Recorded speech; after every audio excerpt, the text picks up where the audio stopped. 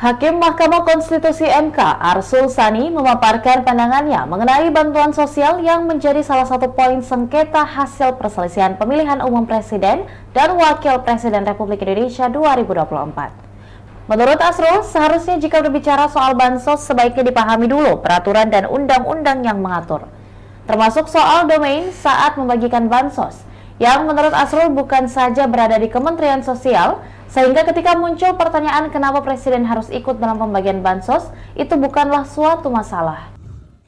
Pak Wahid terpilih kembali, itu namanya diberkahi. Nah, saya melihat bahwa banyak di antara kita yang kemudian bicara tentang bantuan sosial, tetapi barangkali belum sempat membaca legal framework-nya, kerangka hukum. Saya kira kita perlu membaca lebih dulu apa sih yang dimaksud dengan bantuan sosial atau perlindungan sosial. Maka hemat saya yang perlu dibaca pertama adalah PMK nomor 254 tahun 2015 yang kemudian diubah menjadi PMK 228 tahun 2016 tentang belanja bantuan sosial pada Kementerian Negara dan lembaga. Yang kedua, Peraturan Presiden nomor 63 tahun 2017 tentang penyaluran bantuan sosial. Nah, kalau kita baca dua peraturan itu saja, maka kita akan memahami bahwa yang namanya bantuan sosial itu domainnya bukan hanya ada di Kementerian Sosial saja, ya. Termasuk kita mungkin memang bisa mempertanyakan kok Presiden bagi-bagi apa tidak, tetapi kita harus baca itu di dalam pasal 1 angka 3 Perpres 63 tahun 2017 bahwa pemberi bansos itu adalah satker pada kementerian atau lembaga pada pemerintah pusat dan atau satker pada perangkat daerah pada pemerintah daerah. Jadi nanti harus ditelusuri dulu dari sana. Yang kedua, dalam memahami kebijakan tentang bantuan sosial ini, saya kira semuanya kita juga perlu baca Undang-Undang nomor 28 tahun 2002 tentang APBN tahun anggaran 2023 dan Undang-Undang nomor 19 tahun 2023 tentang APBN tahun anggaran 2024. Kalau enggak kita itu ya berpendapat saja tetapi tidak membasiskan diri pada aturan perundang-undangan. Padahal kita katanya negara hukum, ya. Nah, jadi ini, saya ingin minta konfirmasi saja ini pada Pak Aceh dan Pak Wahid, ya. Bahwa pertama kalau kita bicara ini yang ada di APBN 2024 yang sekarang sedang berjalan, ya, jumlah anggaran perlindungan sosial ini 496,8, ya. Ini adalah total, ya, dari perlindungan sosial tidak hanya yang dalam bentuk atau yang masuk dalam nomenklatur bantuan sosial saja. Itu dulu. Tadi kan disebut ada jaminan sosial dan lain sebagainya. Ya, itu dulu.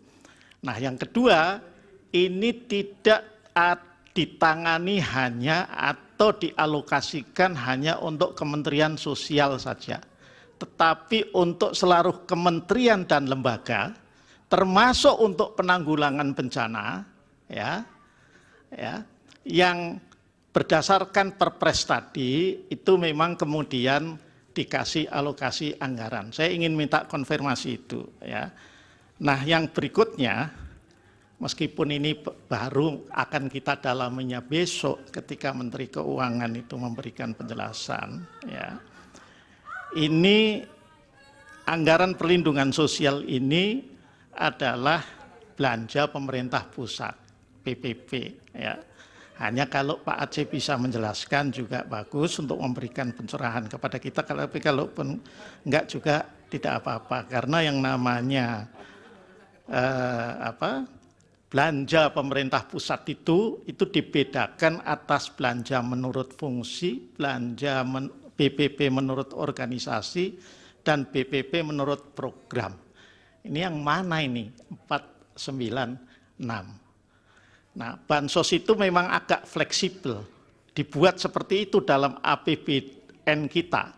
Dan itu sejak zaman dulu, bukan hanya pemerintahannya Pak Jokowi saja saya kira, saya lihat. Makanya selalu ada isu kalau mau pilpres itu terkait dengan bansos dulu zaman Pak SBY, seingat saya itu ada isu tentang BLT lah. Nah itu bentuk, jadi selalu jadi isu. Berbeda dengan dana desa yang selalu disebut-sebut oleh Prof. Yusril. Kalau itu jelas, sudah teranggarkan sekian, bagian dari TKD. Ya, TKD itu transfer ke daerah. Jadi yang namanya APBN itu terdiri dari dua belanja negara besar. Dua belanja negara itu terdiri dari dua nomenklatur besar. BPP, ya, belanja pemerintah pusat, sama TKD namanya, transfer ke daerah. Saya nggak pernah jadi anggota Banggar, tapi karena pernah jadi anggota DPR yang masih ngerti lah begini-begini itu ya. Nah jadi itu yang harus dipahami ya, maka ada fleksibilitas. Nah mestinya pendalamannya adalah mengapa dikeluarkan begitu banyak di awal tahun di 2024. Ya, ini kalau Pak Aceh bisa jawab, syukur, enggak juga enggak apa-apa, gitu ya. Nah, mengapa dikeluarkan di 2003 itu, ya, di 2023 itu di akhir-akhir, di Oktober November, itu boleh didalami. Kalau mau didalami saya kasih clue itu, ya.